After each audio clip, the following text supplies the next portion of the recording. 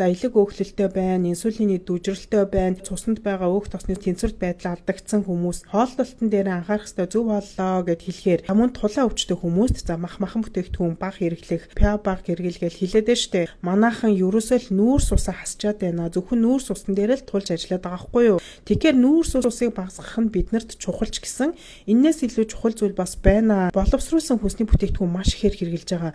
Одоо жишээ нь хям, зайдас, гоймон, лаазалсан бүтээгдэхүүн, даршилсан бүтээгдэхүүн, за тэр битгий хэл чихэрлэг соус хүртэл маш ихээр хэрэгжилж байна. За тэгээ тулаатай хүнийг маха багасгаа мах их хэрэглээд байна. Тэгэхээр маха болчихсонгээ оронд нь хям ч юм уу, зайдас ч юм уу хэрэглээд байна. Энэ юуруусаа маш буруу. Тэгэхээр манайхан ямар мах сайн юм бэ? Ямар тос сайн юм бэ гэж асуугаад байдаг штэ. Тэгэхээр махны хувьд бол ерөөсөө л амттай мах муул гэж ойлгоход болно. Одоо жишээ нь шарсан, хайрсан, түлсэн, даршилсан, хатаасан, утсан иймэрхүү махнууд. Тосны хувьд бол ямар тос муу юм бэ гэд асуугаад байсан. Тэгэхээр тасалгааны температурт царцуу хэлбэртэй байгаа тос, царцдаг тос бол ер нь муу тос гэд ойлгоход болно гэсэн үг. Тэгэхээр хооллолтон дээр анхаар чинь зөв хооллолж ийн гэд ерөөсөө л зөвхөн нүүрс усаа хасаад нүүрс усан дээр ажиллаад мах битгий идгсэн гэд хям зайцаар орлуулад ээж болохгүй гэсэн үг ахна шүү дээ.